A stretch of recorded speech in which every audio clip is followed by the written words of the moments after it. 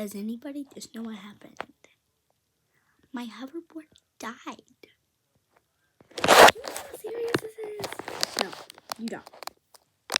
It's serious, okay? So I'm on my hoverboard when I tell my dog to get out of the way, and it dies. Now I'm mad. Please, dear Lord, just let the hoverboard charge.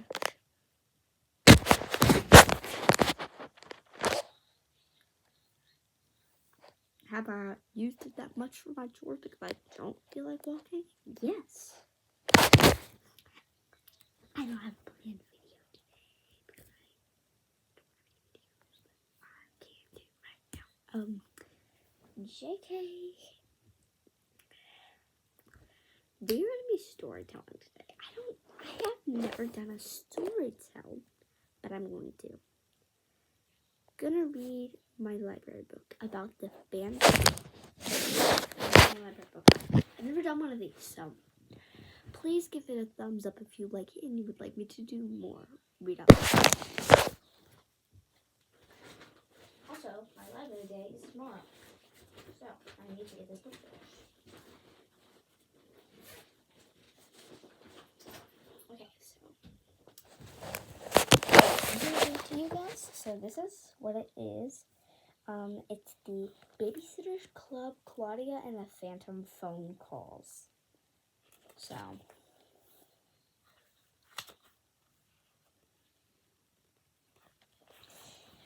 I'm probably gonna do more of these so that I can get my library books done on time. Okay.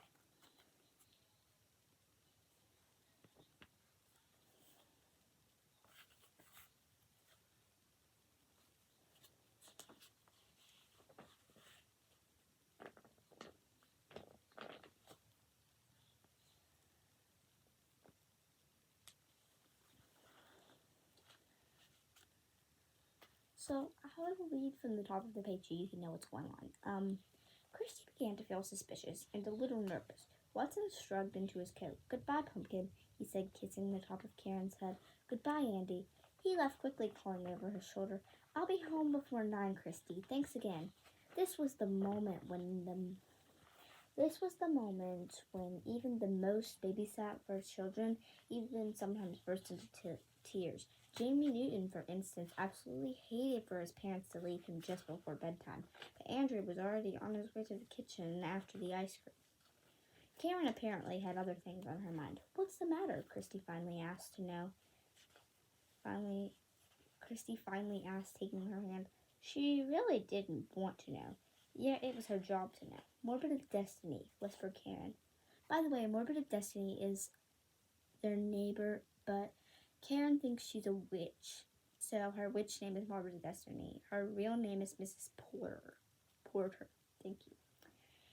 "What about her?" Christy whispered back, a little shivery tickle running up her spine. She remembered how strange Mary Ann said Boo Boo had acted the day she was babysitting when Mrs. Porter chased him out of the garden with the rake. "Christy? Ice cream?" called Andrew from the kitchen. "Just a sec, Andrew." "More spells," whispered Karen urgently. "Really?" asked Christy, trying to sound unconcerned. "Boo Boo looks all right." "Not Boo Boo, me," said Karen. She closed her eyes dramatically. "You?" exclaimed Christy. "What's she done to you?" "Given me freckles." "Karen," said Christy, hiding a smile, "you already had freckles. You've had freckles since you were 2 years old. I've seen pictures. She's given me more. Sometimes they spread."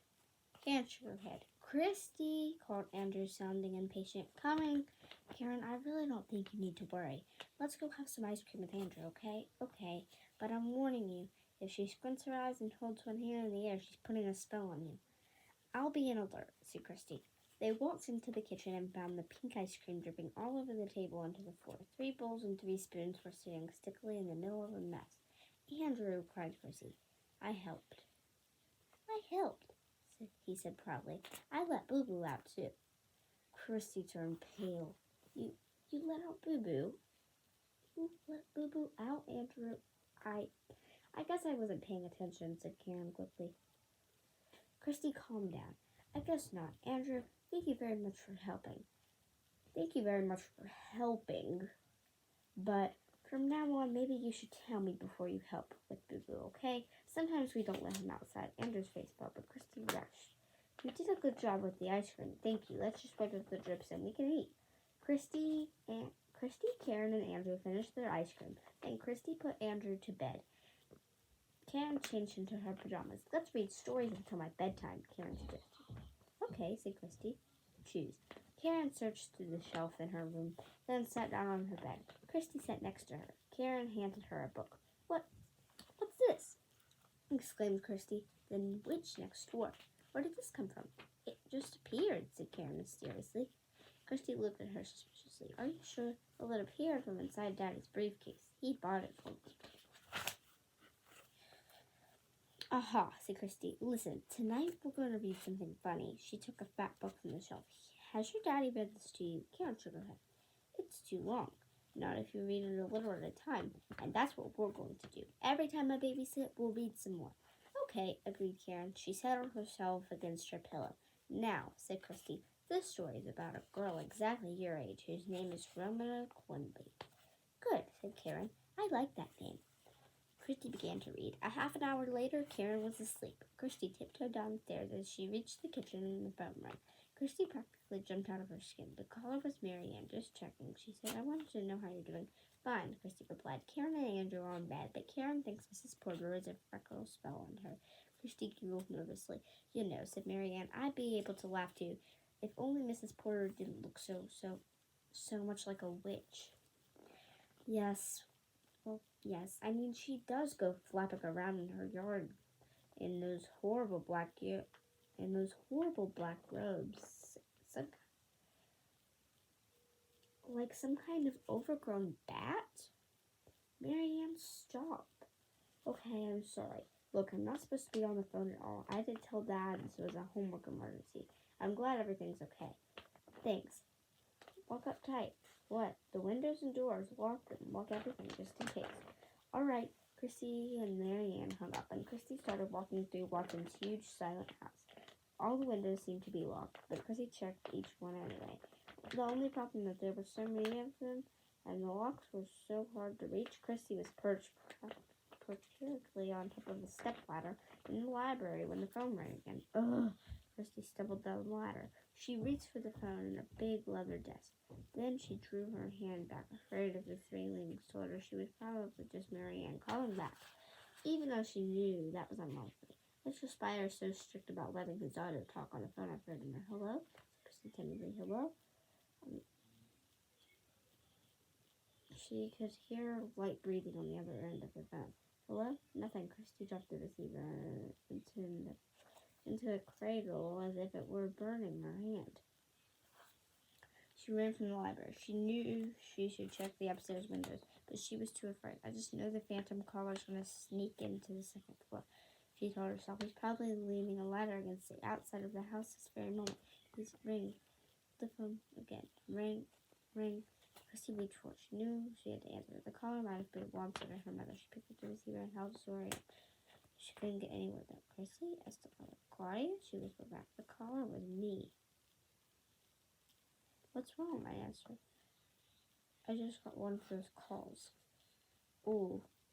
And Watson's house is so huge and scary. Put on lots of lights, I suggested.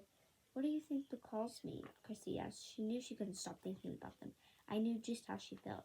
Well, I said, they could be the wrong numbers. People are pretty rude when they reach the wrong person, and they usually just hang up. But they could be little kids making goof calls. I guess, said Christy.